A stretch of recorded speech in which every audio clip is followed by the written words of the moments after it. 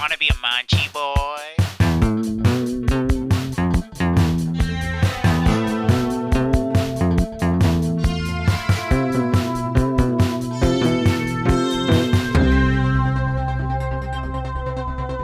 Munchy Boys! Munching at Home edition. Oh my gosh, are you talking about that edition in which we're at home and like we're talking about munching at home and we're talking about like what we do? Remember when everything was an edition? I don't know what I'm talking about. So, what the heck? Life is not an edition. Life is just life, right? There's no edition. New Edition, wasn't that a band in the 90s? New Edition? Or am I imagining that? I think so, but... Yeah. I think so, but I don't know. What's up? I don't know, man. I don't know. What's up with you? I've been busy.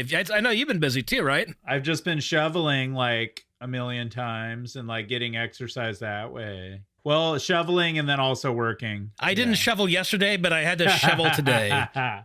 That's a loud ding. Ding? A loud ding? You didn't shovel. Oh, I just said... Well, You got a loud ding. Jamie Obradovich texting me. He just rearranged his Eurorack modules, and they look awfully pretty. Nice. Is he showing you pics? He's showing me pics. Nice. So what else is new? You were working. I was working. I was working on some editing. I was shoveling. It's just been a blur, man. I mean, like, all I do is sit around and, like, clients are like, change this. All right, change this. All right, change this. And it's like, You're like, I'm sick of change. I want some of the same. I want the same old, same old. Yeah, we don't want to have to change all the time. But I guess we've been so busy. Should we tell everybody where we went today or this week? Oh my gosh, go ahead. We didn't go anywhere. Oh, we tricked them. We tricked them. Take that. Do you think they're kind of pissed? Like, do you think they're pissed? Like, they were like, oh my God, you just finally put out another episode and then like you didn't even actually freaking go anywhere. Well, let me quell that anxiety, okay? I'm sure we went somewhere. I mean, I know we did, me and Whitney. I don't know if Aaron went anywhere. We didn't. What we mean is that we didn't go anywhere for the episode. But, we can dive into the random places that we went just out of the blue. So that's fine. Yeah, I mean, this is kind of just kind of catching up with the Munchy Boys edition, basically. Just kind of. You know what this is? It's a free-for-all fun episode where we're talking about, like, maybe we have one episode where we talk about, like, what we like to cook. Like what food we buy from the store, what other restaurants that aren't local restaurants, like what chains do we like what else, just anything munch related. What candy do you like? I mean, this is the episode where Tony and I are trapped in a podcast for 51 minutes and anything goes. Anything goes. 51 minutes. That's a long one. Well, you're going to be playing synth for like forever. I'm going to have to, right? Oh man, you should have almost had a synth fired up for during the episode. Like, sometimes you're just like, blah, blah, you're right. I mean, I could always like add some sounds in, but it's not the same, the listeners and will know. I'm always just like, hi. Lady, are you nuts? Tony, are you matzo? Oh man, we can't dive into the food yet. I mean, we always have our precursor talk. We have the precursor talk. Has anything crazy happened? Has anything weird happened? I don't know about crazy or weird, but I had a dog on my porch and running around my neighborhood all morning.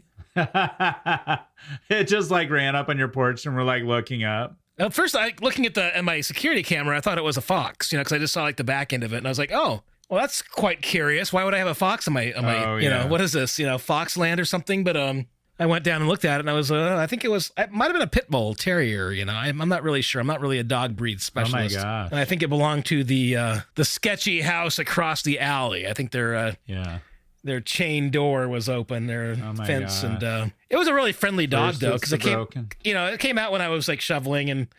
It didn't come too close, didn't seem too aggressive. It was standing there with one of its paws up, like its leg up. I don't know if that's like a... Oh, like it was kind of cold or it was hurt or something? No, not so much like that. More like, like maybe I would say shake and then she would like shake my hand or something. But... Oh, okay. I don't know. Maybe I'm looking way too much into it. Maybe it's some kind of weird like unwritten rule and like, like stray dog, like communication that I just am not privy to. Yeah. or something. Other than that, I mean, nothing weird's been going on. Just editing like all day long, every single day of my silly existence. I would have said stupid, pathetic existence, but I'm trying to avoid the self-deprecating humor, you know. So I'll try to like go a little more bizarre instead. Oh, I know what you mean. Yes. Ooh, I got an idea. I'm gonna figure out. I was just thinking, okay, what places did I actually go to munch? And then I was thinking, I'll pull up my bank information, and then that'll say. First he dined at Fleshlight, and then he dined at Pornhub. Because oh wait, those aren't restaurants. What discreet bank info? What's that? Ooh, by the way, everybody, I'll post a picture of this. I have a new desk-mounted mic stand. Look at like that Aaron. thing! Look at that thing! I copied Aaron. Here's the thing, though, is I'm wondering. I don't think this will happen, but I wonder if any of the residual like keyboard sound will translate into the mic, but maybe not, because I do have a little shock. There is a shock mount, so yeah. I mean, like, there's no shock mount on mine, but the SM7B is kind of, it's designed to where the body itself, you know, is kind of a shock mount to a degree. Yeah, like, you know, it rejects handling sounds of the actual body. Ooh, I got something cool the other day. I ordered it. I haven't received it yet, but what? The Zoom H8 field recorder. It's geared towards like podcasting and stuff. So next time we have the chance to say dine out at a food truck, we could record into that thing. And it has little like button pads for sound cues. The Zoom Hate. The Hate. Oh, that's awesome. So we can actually we can do field recording. But you can basically do like 8 microphone inputs on it as it is. Yeah. And there's another adapter that adds another cool. 4, I believe, or something ridiculous like that. So like, did you just kind of buy that as like an upgrade for just any shoot, basically? Well, is that kind of basically, yeah. I had some problems a few months ago with a shoot with one of my field recorders stopped working, and I remember I borrowed yours and was able to use that. But I was like, you know, I need to upgrade my field recorder, you know, one of these days. And yeah. And you were like, I'll do it. That was a long, bizarre set of circumstances where like the recorder I brought, it was an older recorder and doesn't use like the larger, high capacity, newer cards. And normally there's like one card I have that's like older for that. But this new one, though, won't have that problems at all. It looks like a crazy like arachnid spider ant creature thing. It's like, yeah, I looked it up. It's I was insane like, that looks looking. crazy. Yeah. And I bought the what? I bought the stereo shotgun mic for it. I've seen some demos for it where it's like, because it has interchangeable capsules. So like, oh, okay, the ones that are built into it are interchangeable. I mean, like, I already have like a really good Sennheiser shotgun mic, but this one's stereo, and like the sounds that I've heard are amazing. And I also bought a Soma Laboratory Ether anti-radio. It's like an electromagnetic frequency picker-upper, so you can go around and like basically record the sound, like the EMF signals that like things are emitting, like fluorescent lights and various things. That's nice.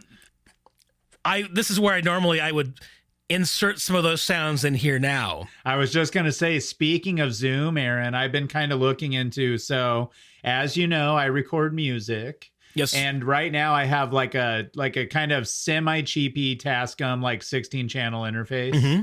And it's like old school USB, so it's kind of getting outdated. My computer has already been telling me like, oh, it's getting old, basically, to paraphrase all the prompts that pop up into the computer and whatnot. So I've been kind of looking into different new interfaces, and obviously, like, I'm not going to buy a super expensive one, but I did notice Zoom has a nice interface. Zoom does? It weirdly, Zoom has a nice what looks like a decent affordable. It's $599, so basically $600, which is more than I paid. I think I paid $399 for that Tascam interface, but this one has the higher like bit rate, kilohertz, and all that and whatnot. And then also obviously this will be new with like the USB 3.0 and like that little mini USB thing that I can actually run into my MacBook Pro. So, yeah, because I think from now on, at least for now, I'm going to be using my MacBook Pro for recording. So, but I was just surprised by Zoom. I was like, oh, Zoom actually has like a rack mount, nice interface. That's crazy. Also, like, that thing that I got also works as a USB interface for computers. Oh, that's cool. So you could that little field recorder one. And so, I mean, some of those things, like, you might be able to find something that is also a interface / recorder. Although having a standalone interface where the cables are hooked up, you don't have to like sit there and like. Yeah, and that's kind of the thing for like my at-home studio. I'll probably go with the rack mount, like the nice little. But I think what I will do is I'm going to, so that'll be like basically downstairs in the music area. And then the old interface I'm hoping to still just be able to use as kind of a, like, like on this computer on my old iMac for now, just as like to run my speakers and kind of if I need a little mic input, then I can have it. But basically I'm saying I'm getting sick of using my old thing and I want to get a new thing. So he wants to get a new thing, people. I want it to run fast. I don't want to get any prompts saying it might not be compatible down the road. Well, guess what? Will the new one? Yes.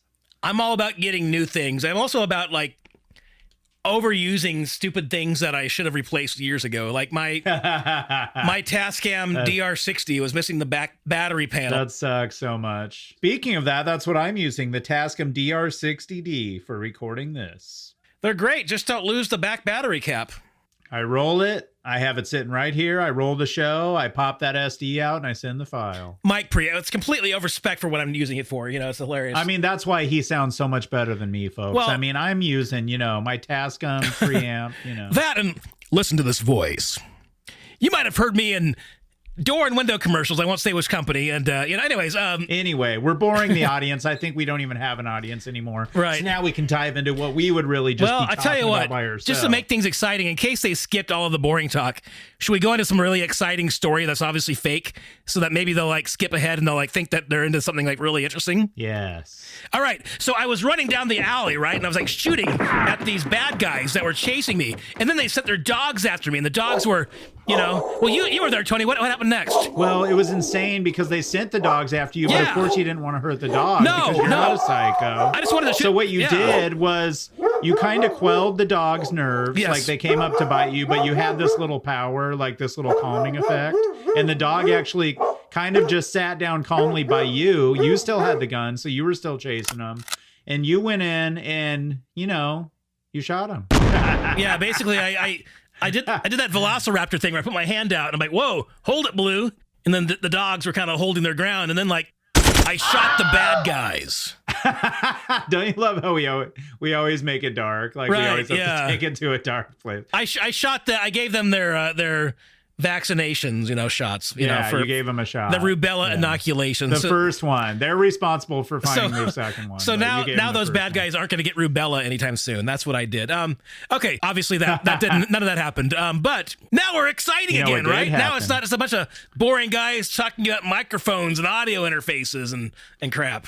Yeah, nobody wants to hear about that. You know what they want to talk about? Munching. Munchy boys, let's munch now. That's munchin time. Yeah, let's talk about the nitty-gritty of eating. Okay, let's get this out of the way. Can you remember, like, since our last episode, just where you've gone just on your own accord? Easy.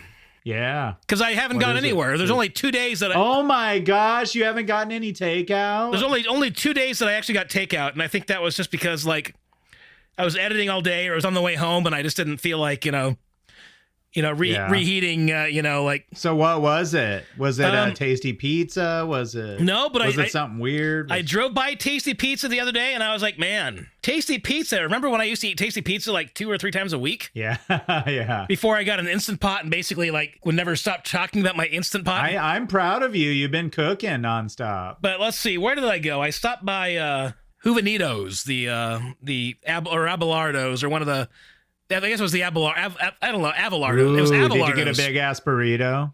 I got 2 big ass burritos with rice and beans. Oh my, 2? Yes. Awesome. And a hard shell taco. That's what I did. Yeah.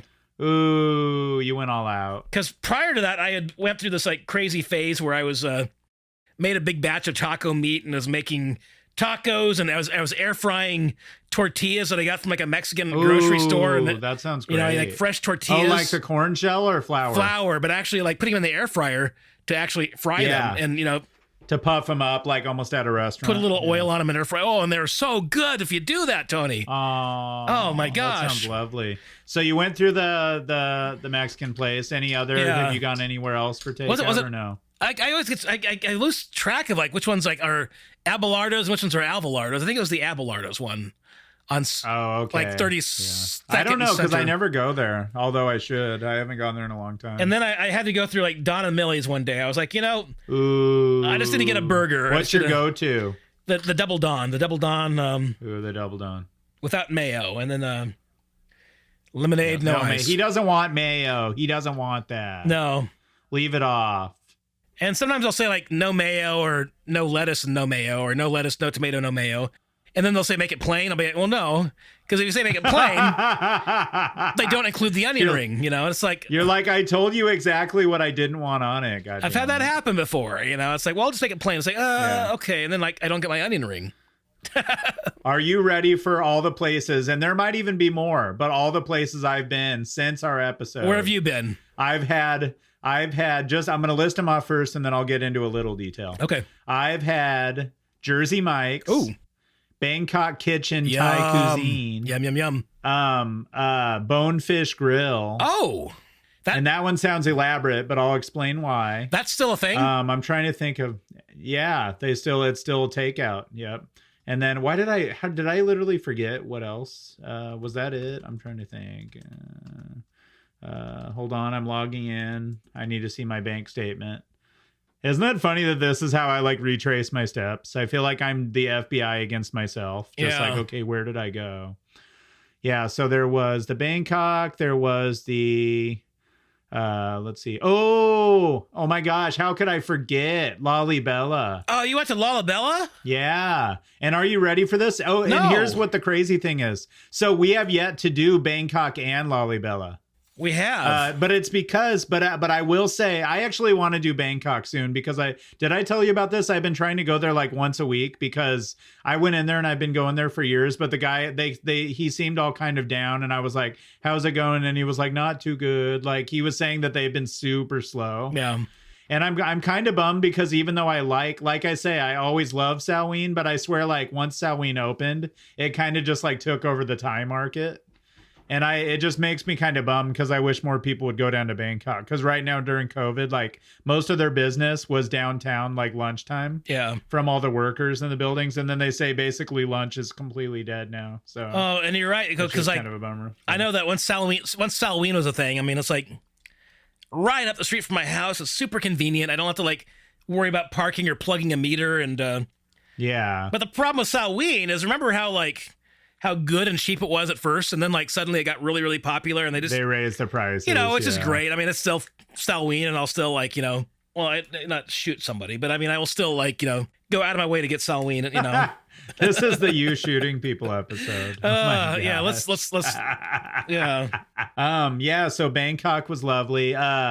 Another thing I wanted to talk about because I went here, so I was editing with Scott on a project, and we got Jersey Mike's. So I wanted to bring this up because have I talked to you about Jersey Mike's? I mean, obviously, it's a sandwich place. I know it's a sandwich place. But this is it's one of my absolute go-tos now. Like I absolutely love it because here's the thing. Like I think Subway is like completely nasty. Yeah. And I think I like Jimmy John's, but also Jimmy John's is a douchebag, like Jimmy John. So it's kind of like I don't like to go there. I still will occasionally. Usually it's on a shoot where they're like, we're ordering Jimmy John's. Yeah. So. But anyway, Subway is definitely trash. Yeah. Jimmy John. I mean, nasty. I don't know. I mean, at least Subway had like hot soup and stuff. Jimmy John is just like cold sandwiches, freaky fast. And it's like, Yeah. So the Jersey Mike's, the closest thing that it kind of reminded me of almost was like Blimpie. Like, oh yeah, I could see that. So they cut everything absolutely fresh when you order it. Like if you order turkey, they literally slice it and they slice all your meat right there in your cheese. And it's like all fresh. It's like every single time I've had it, the consistency is like perfect. Like there's never been a variation in quality or like consistencies, which I love. Well, here's the question. And then they also, what's that? What don't we know about the owner of Jersey Mike?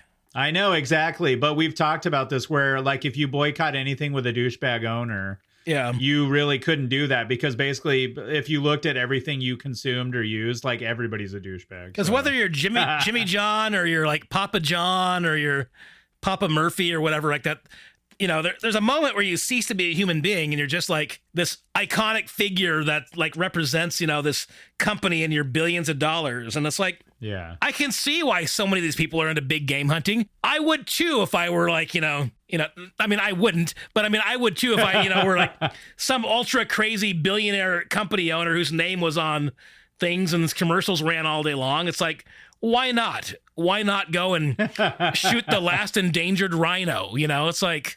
So you're telling me you would do it? I'm not saying do that. I wouldn't do that, but I can. That is evil. I can see where, you know, they're, you know, simply like going out and munching, you know, isn't really the same for them anymore. They got to go and murder something. Oh my gosh, we are dark, aren't we? What the heck? What? I said, why are we so dark, Tony? I know. I don't know. We gotta bring it back to the happiness of the food.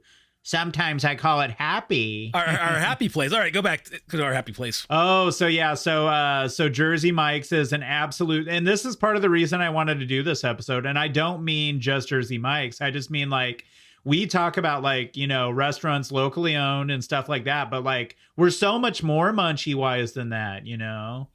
like I said, Jersey Mike's is a chain. It's an absolute go-to for me. How big of a chain is it though? Is it like national or regional? I think I heard something like 1,400 stores nationally. Let me look. Something like and where it is. How many Jersey Mike's are there?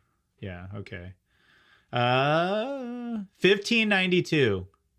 1,592 locations. Oh, I thought it was like Jersey Mike came to America in 1592 and opened the first Jersey Mike's.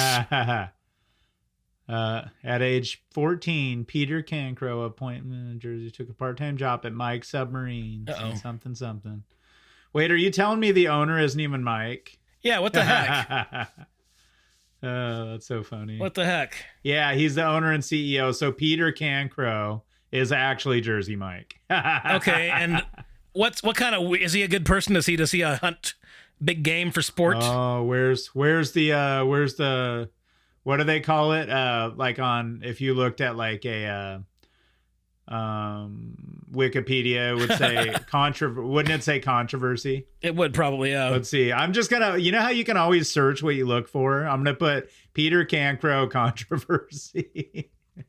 Maybe he's a really nice guy. I mean, maybe he's like, you know, the untold truth of Jersey Mike's. You seriously found that? What's it say? Yeah, so it's so funny. Let's see. We're spilling the tea here, folks. Humble beginnings. Yeah, I don't know. The edge of making money. I don't know. I almost getting his hands dirty. God, I don't know. I don't know if it's something. I just don't want to waste time searching while we're on air. Because, you know, this is precious airtime and we're paying for it. But anyway, yeah, I'm sure there's no controversy. I mean, maybe, but we don't know. We're not going to go searching for it. I mean, you know, no. If it comes up and it's like if people are sharing a bunch of stuff on Facebook, then we'll cave. But, you know. Right. But anyway, so yeah, go to Bangkok Kitchen. Everybody should go there if they want to try some good Thai. Oh, the Ethiopian. Are you ready for what we got? No, I am not ready. Oh, holy variety. Are you ready for this? All so right. we got me and Whitney. So she was like, oh man, we don't need all that. And I was like, yes, we do. I mean, we did have lefties, so it's okay. I got the vegetarian combo, like that huge thing. Oh, yeah, you love the vegetarian combo. Yeah, but then are you ready for what I got on top of that? Oh. The zeal. Oh, you got zeal on top of that? Yeah. Like literally on top of the veggie thing? No, I got the whole separate order. Oh, okay.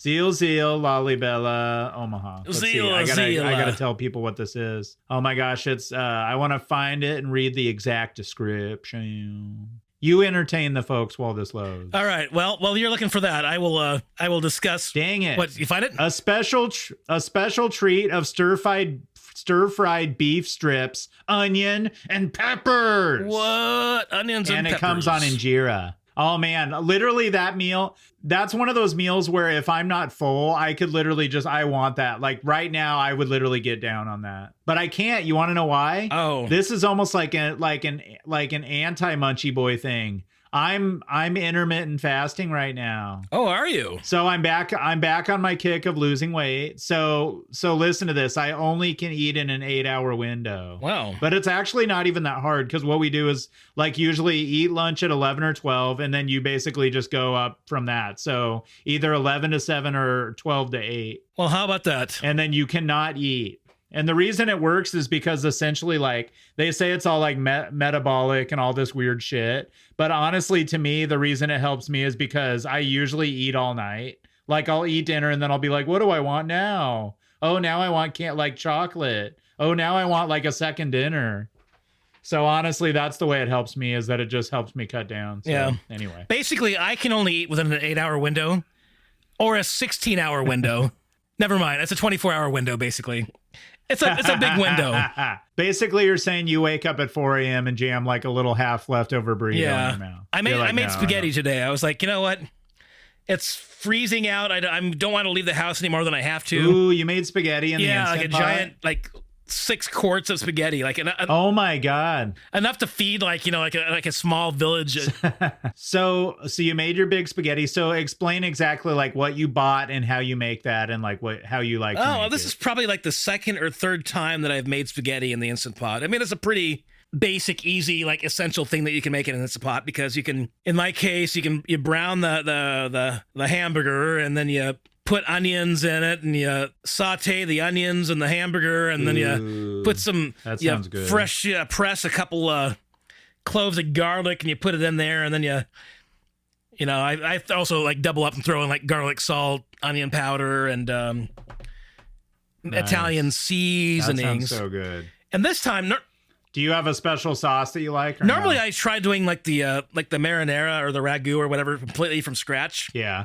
But this time I was trying one where I use like a Classico. Ooh, yeah. And then I put in like a jar of diced tomatoes in it as well, and like tomato paste. Just kind of like, like, so it's that way. It's not. I don't want to just like cheap out and say like, all right, I'm going to use this little thing here. I like to kind of.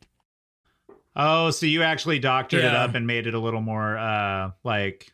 Because normally what I'll do is like I'll double up the pasta, I'll double up the meat, and then I'll kind of like make up the rest in between, just kind of see what I was like a kid playing with a chemistry set, And then was it like a full pack of spaghetti? Oh yeah, it was a full pack of spaghetti, and like you gotta. Oh my god, I would gorge. That's the plan, man. That's what I'm. Oh wait, so you just made it? Like you're gonna? You still have like, or do you just have? I made that earlier today, so I. Nice. I had maybe a couple bowls of that, and I still have enough to like last me the rest of my life if I have a heart attack shoveling snow tomorrow. Okay, I have a question. Are you a Parmesan person? Like, did you buy a bottle of Parmesan? Well, what I did is most of the store-bought grated Parmesan, I believe, is a lot of cellulose, basically wood chips for filler. Oh, okay. So I bought a bag of the good stuff, finely shredded Parmesan, and put that on there. Yeah. Here's the thing that's weird. So I absolutely love that. And obviously I acknowledge that that's like the real shit. But there's something weird. And I don't know if it's nostalgia or what, or if it's the fast food effect. But I actually love the shake Parmesan, like the dried, like where you said it's mostly celluloid. Me too. Cellulose, not celluloid. And I'm not afraid to like eat boxes and pizza boxes, especially. So like, nothing against like, eating, like basically, wood cellulose. But I mean, I don't know. I do kind of miss having like a thing of like Kraft Parmesan cheese to like put on everything, and yeah. I literally just love, and I think it's just nostalgia from my really, really fat days of like being a young kid and just dumping like tons of Parmesan. Like whenever we would have like pizza or spaghetti, I would literally like dump like a centimeter on it. Oh, like, me too. Me, absolutely. I would go overboard with the Parmesan. Like the Parmesan was always, and then wasn't that always the coveted thing when you go out to eat? Like when you were a kid, like you go to the pizza place and like you grab the Parmesan. I would always actually unscrew the lid to get like the utmost amount. Yeah, because that's always caked over the. I was a total Parmesan hog. Did you ever have like a spaghetti bar in high school? No, we never got the bar. It was always a fine item, man. Okay, because my school had a spaghetti bar. Oh my god! Those where you actually got to dish up. Yeah, those were some of my favorite days in the lunchroom, because like they had this like giant plate of like weird processed imitation mozzarella, and like the giant like like all the spaghetti sauce, and like there's like a cheese sauce, like a but like I just remember like digging through there, and you got your bay leaves and like like piles of this. They put bay leaves mozzarella, in the over like that, and then so like that's kind of like what I shoot for some reason when I'm making like a giant Instant Pot full of spaghetti is to kind of reclaim this like weird like high school spaghetti bar thing. Speaking of food-based nostalgia, though, over the weekend I made something that I've really enjoyed. I haven't had in like over a decade, and I didn't realize this company was still around, but apparently they are. And there's even a location in Omaha still. But I made a clone recipe of Chili's chicken enchilada soup. Oh my gosh. And oh my gosh, that stuff is so good.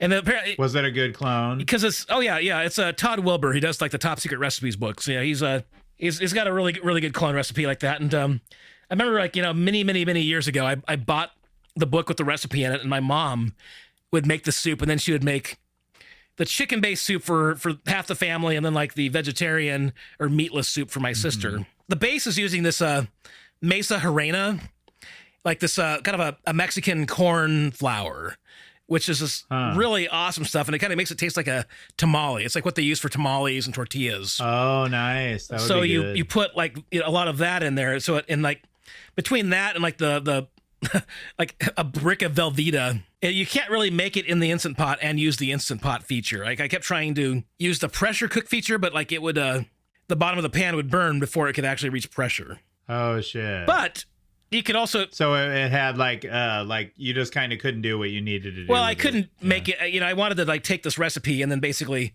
turn it into an Instant Pot recipe, and and that's where I'm more like a kid playing with a chemistry set versus like a food scientist that would knows that that's not going to work. But oh my gosh, Tony, it's so good, so good. It's like it's cheesy and it's the chickeny, and it's got like the Mesa Harina just makes it's like a tamale. It's like if you were to like make cheesy chicken tamales and then like make them into soup form, by snapping your fingers, it would that's what you get. That'd be so lovely. Oh, so when you were talking about spaghetti buffet, you know what I was thinking is that after COVID-19, once we've all had our vaccines, you know what we need to do an episode about spaghetti works. because honestly, so like obviously now I realize like, okay, Spaghetti Works isn't like fancy or amazing, but like I have definitely a nostalgia for Spaghetti Works from when I was younger. And it was like, cause that big salad bar of unlimited, like whatever salad stuff you want.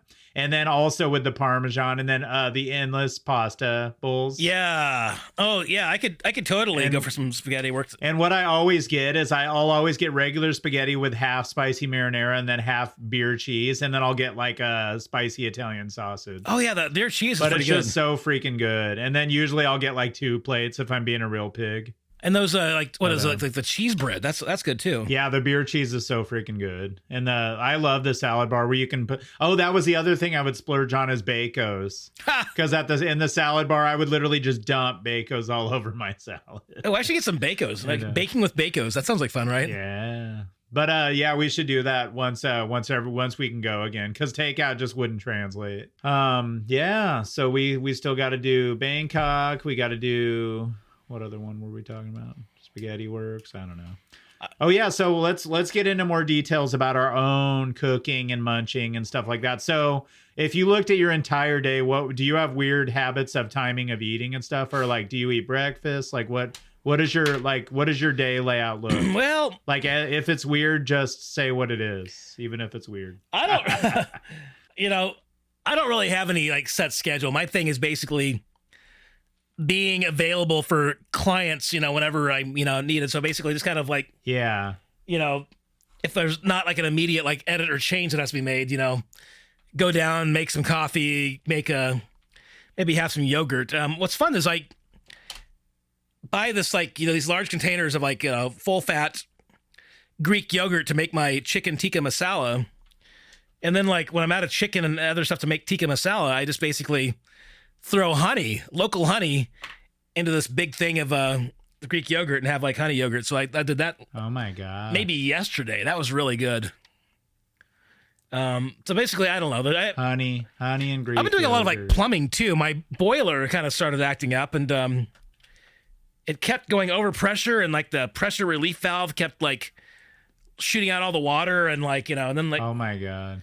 And then like, did you have that done, or did you actually do it? I did it. Actually, I replaced the part with my dad helped me, and we got it working okay. And then like the boiler kept going over pressure again for a week. Yeah. And what happens is that, you know, like let's say if you have like a 30 pound set pressure relief valve, if the internal boiler, the boiler should, and it's hard to say because my Capital Sunray boiler is from like the early 1940s. It's, oh my God. It's not a modern system, and it's completely gravity based, meaning there's not a pump or anything that circulates hot water. It's just hot water rises, the cold water falls. Yeah, from the boiling. Oh my gosh. That's crazy. So you don't even have a furnace. You literally have a boiler. I have a boiler. Yeah, I don't have a furnace. It's a boiler. Is it like insanely cheaper? Like, does it make it so your gas bill isn't that crazy? Well, that's a funny thing, Tony, because theoretically, a gas boiler is an insanely energy efficient thing. But it's also designed in the 40s. It was originally designed... so it probably evens out. Get this. Yeah. It was designed to be coal-fired or oil-fired. Oh, my God. And then retrofitted with the Oil-O-Matic to run off of natural gas. That is seriously nuts. So, would you ever get a furnace, or are you just always going to keep that? Well, here's the thing, Tony. Did I say that a lot? Did I say it already? If I were to get a furnace, I would need to have ductwork installed. Yeah, that's true, and that would be insanely expensive. That would be insane. We're saying the word insanely, an insanely large amount of times, but that's okay though. That's just us. So it's better than literally. Literally, it is. Yeah. I mean, I like having an old house. I like having the old radiators. Like today, when I was done shoveling, I could come inside and throw all my clothes on the radiators, and it'll heat up and melt. Yeah. But anyways, to finish up the boiler story. My dad and I replaced it with the one part last week, and the system itself, the overall system, kept going way too high in pressure, and then the pressure relief valve would shoot the water out. So then basically every time that the boiler ran, I would then have to refill up the system, which isn't good because the more outside water you put into the system, the more of the minerals and stuff that you're also putting into the build up, introducing into the system versus, because it's a closed. Why didn't you just buy a bunch of distilled? Well, if you can show me where on my boiler you put distilled water, Tony, I will gladly do that. Oh, yeah. Because it's just a valve that turns on. You show me where in my Capital Sunray I can put distilled water. Or better yet, maybe we'll use LaCroix or something. How does that sound, Tony? I don't know why I thought that there was like a spot where you put water into it. No. I'm guessing that there's just a built-in water valve. So, anyways, I completely drained the system. We put a 50-pound pressure relief valve in. We're going to have to come up with like a really crazy action-packed story because we are totally boring anybody that's stuck around this long. And anyways, we completely drained the entire... And then there's that one awkward guy that's like, 50-pound valve. Well, here's the thing about boilers. They can explode. I haven't actually read The Shining, but isn't that how they end in The Shining? They blow up the hotel? I don't know. I don't remember because basically a boiler or like a hot water heater is effectively a bomb. Yeah. It's pressure inside a bunch of metal. There's safety valves, but if you have the wrong valves or if the valves are seized shut from years of like calcium and mineral built up like that, things don't release right and things will explode. I mean, like a hot water heater, like the one that every single one of us listening has in their house or their apartment or whatever. When those explode, those can basically shoot through the roof and take off half of your house. Oh my gosh. And the boilers are the same thing. I mean, it's basically, if it operates properly, there are safety release valves and the pressure relief valve that should go. But if those are bypassed or, you screw a little cap to the end of one of those so it can't release, then, I mean, that would could blow me up. So that's kind of exciting, right?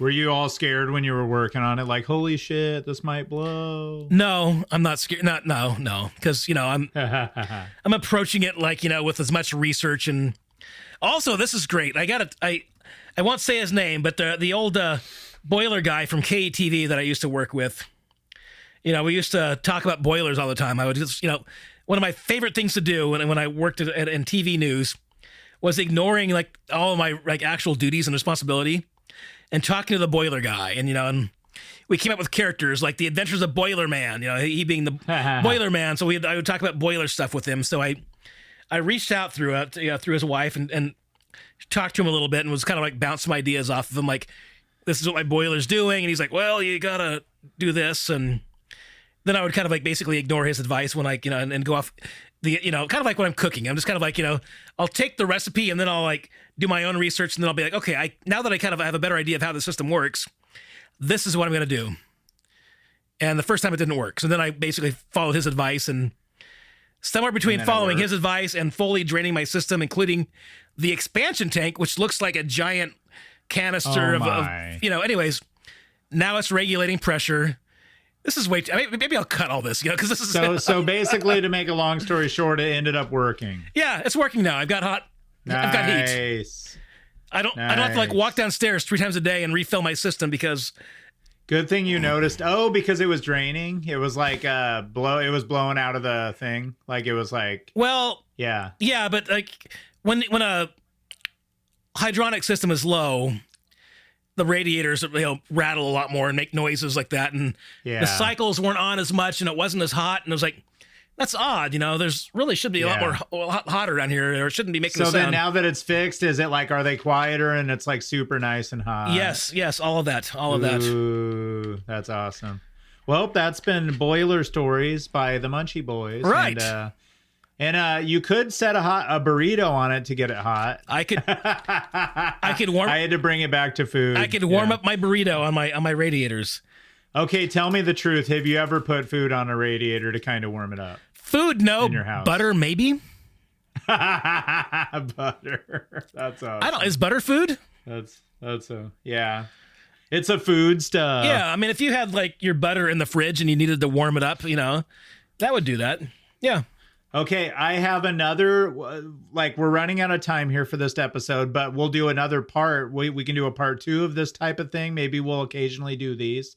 But one thing I did want to dive into, because this has been an absolute go-to for a couple years now, or actually maybe even more than a couple years. Are you ready? Yes.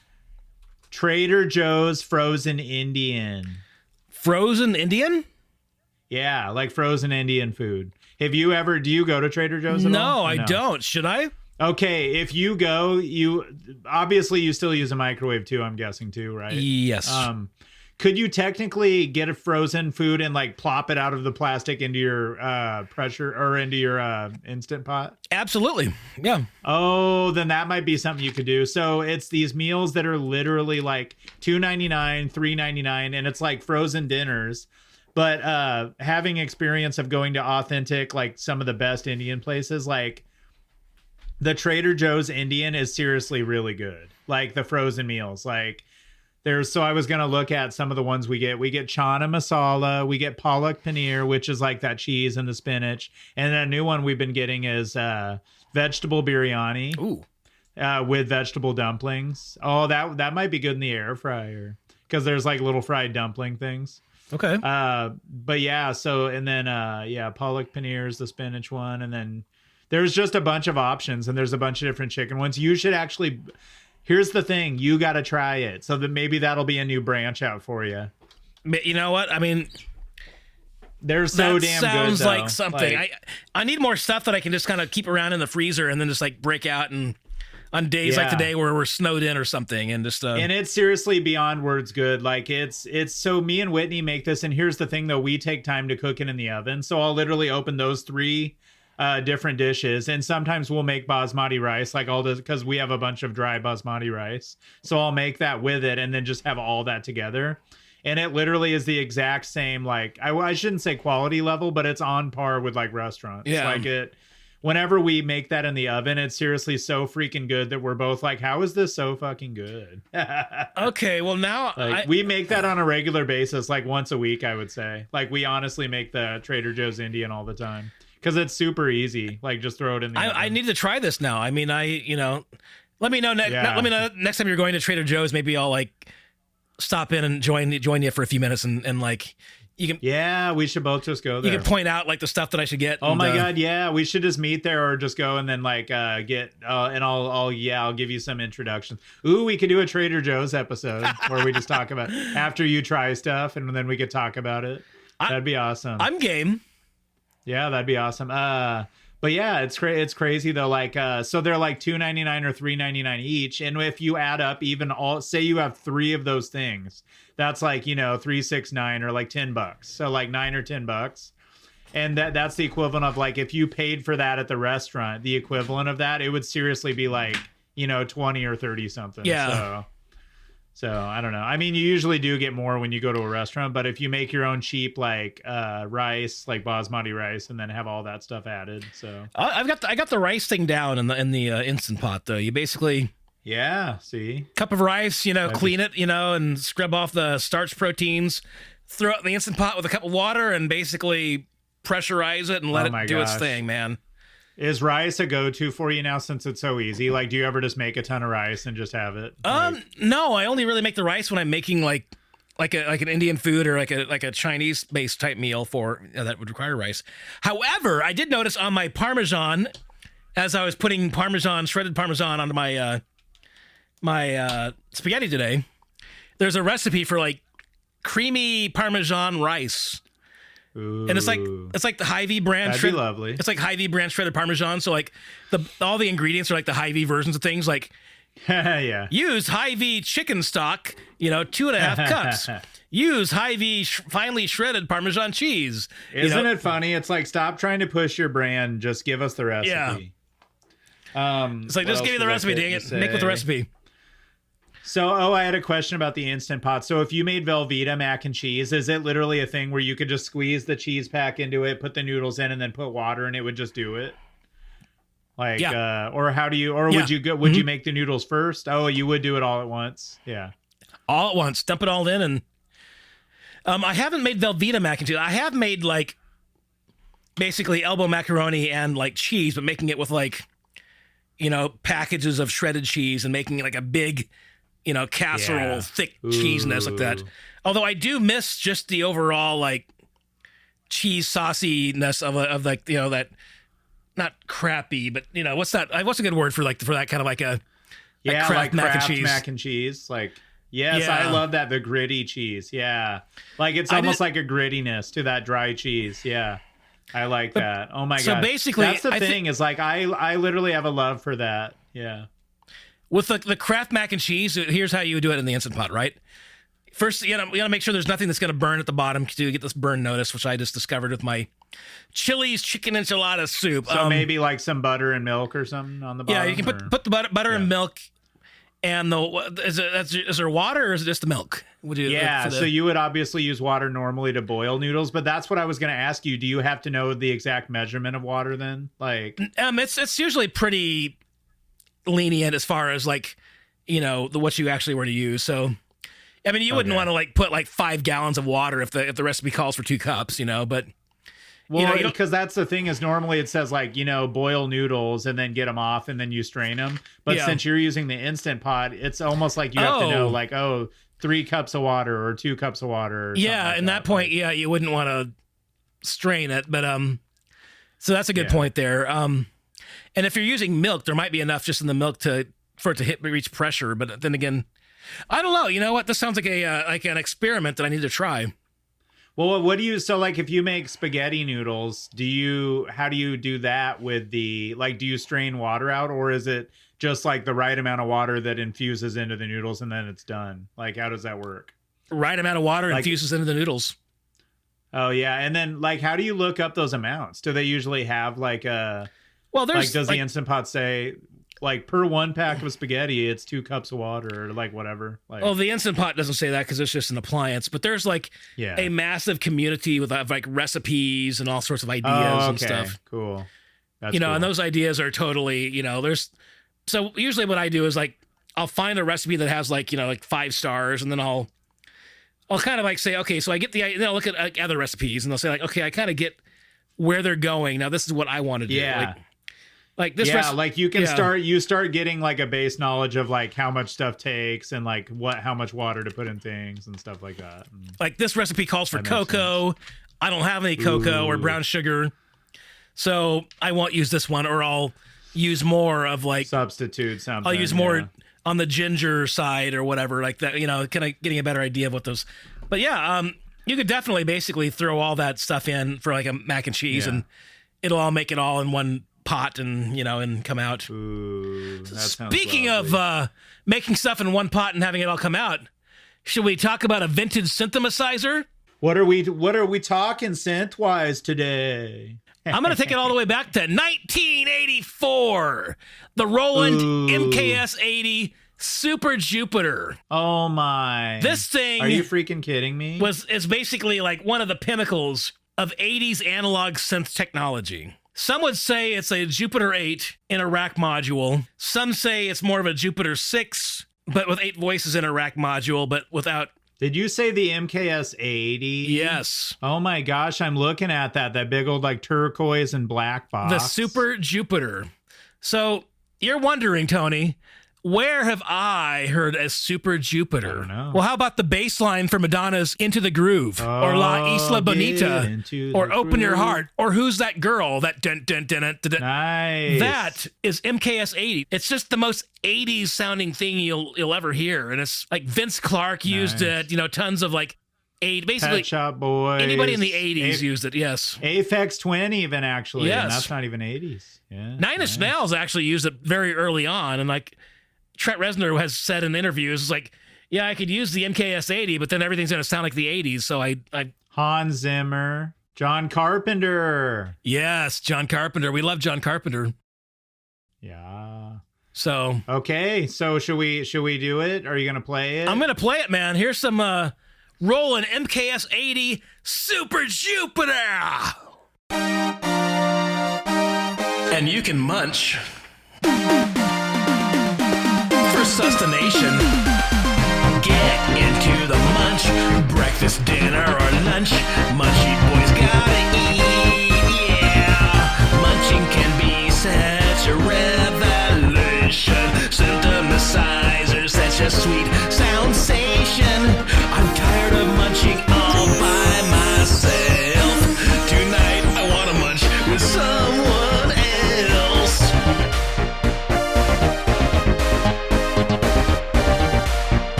Oh my freaking God. That Super Jupiter threw me back in my seat. Super Jupe. It's like a time machine, man.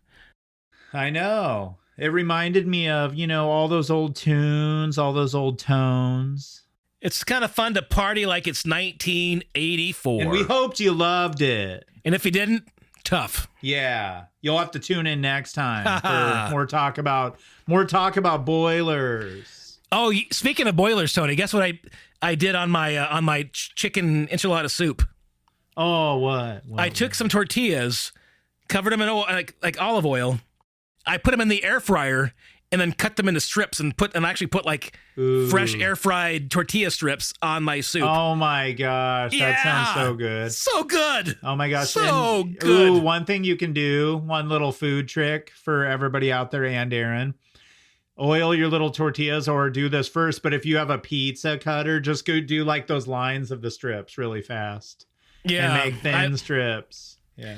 I basically was using my knife to make the strips, and then I later figured out that if I strip them and then fry them, that's better, because like if you put like a full tortilla in an air fryer, it's too crunchy, and you get all those crumbs. Well, not that, but like the air fryer, the way the air fryer like circulates air, it keeps like sucking the tortilla up into the heating element. And they're like, well, why is my tortilla burning? Yeah. My biscuits are burning. Well, let's have another part to this. Let's sometimes do a part 2. Maybe once a month we'll do something like this. Yeah, it's kind of fun just to kind of, have a relaxed episode where we can talk about whatever and just kind of dive into the rest of our munchiness. Unless we see like an amazing like drop off in like listeners, and then it's like, all right, we'll never do this again. Like, fine, I guess we'll talk about a restaurant. You tell us, should we do more like this, or should we, go back and stay on topic? I mean, this is our 32nd episode, right? So we're due to have just like one episode that's complete total, trash or whatever. Yeah, exactly. And I don't think that's this one, but I mean, No. I mean, we had Super Jupiter. Yeah. Did you like it?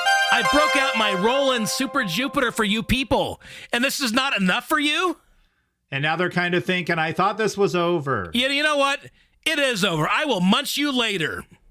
And you know what we say? We say the episode's not over until Aaron says, Munchy boy!